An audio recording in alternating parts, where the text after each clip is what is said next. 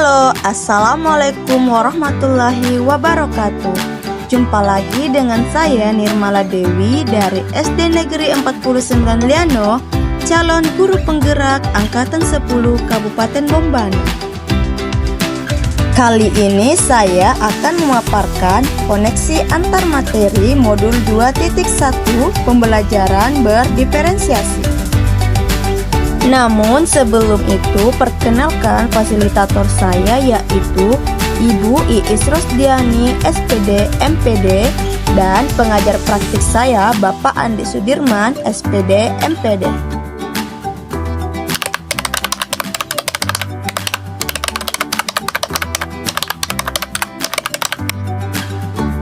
Apa itu pembelajaran berdiferensiasi? Pembelajaran berdiferensiasi adalah pembelajaran untuk mendukung semua murid di kelas kita. Guru perlu menyesuaikan proses pembelajaran di kelas untuk memenuhi belajar individu murid. Perlu kita ingat bahwa setiap anak adalah unik. Mereka mempunyai kelebihan dan kekurangannya masing-masing. Begitu pula dengan minat, gaya belajar, kebiasaan, pola pikir, kemampuan literasi, dan lain-lain. Pastinya berbeda, bukan? Maka diperlukan usaha guru untuk dapat memenuhi kebutuhan belajar murid yang berbeda-beda agar mereka merasa nyaman belajar di kelas dan mencapai potensi maksimal mereka, dan tentunya tujuan pembelajaran dapat tercapai.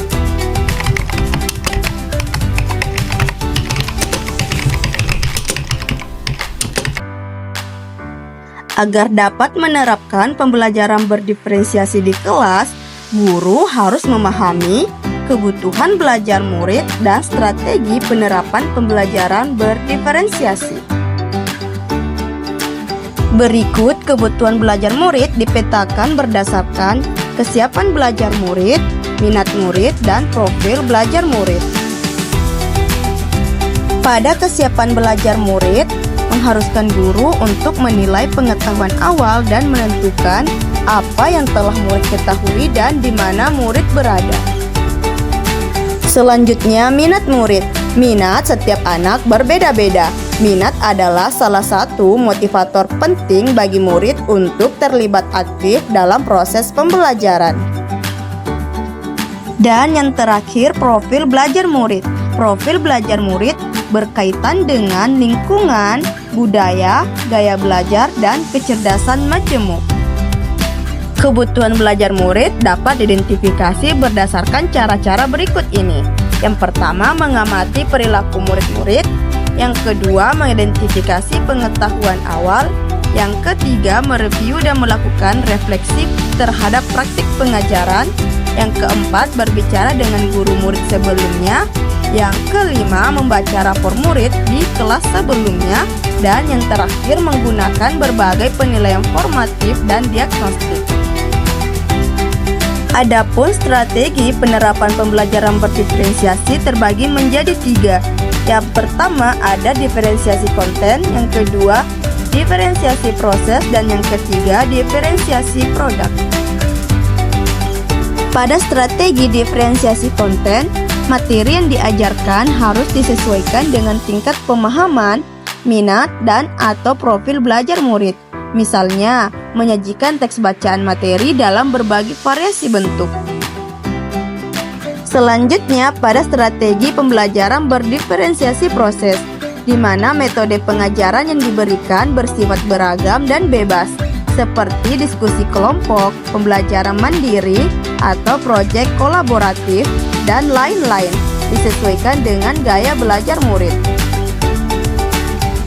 Yang terakhir, strategi pembelajaran berdiferensiasi produk, di mana murid diberi kebebasan menunjukkan pemahaman mereka dengan memilih variasi hasil penugasan, misalnya dengan membuat video, tulisan esai, infografis, poster, atau bentuk bebas lainnya.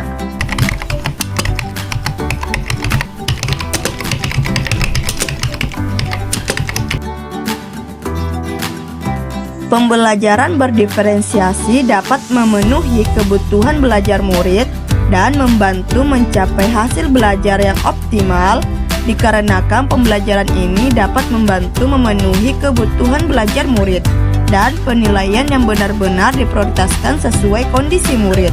Selain itu, dengan menyesuaikan metode pengajaran dengan kebutuhan murid, pembelajaran berdiferensiasi membantu meningkatkan motivasi dan keterlibatan aktif murid, yang pada akhirnya dapat meningkatkan hasil belajar mereka secara optimal.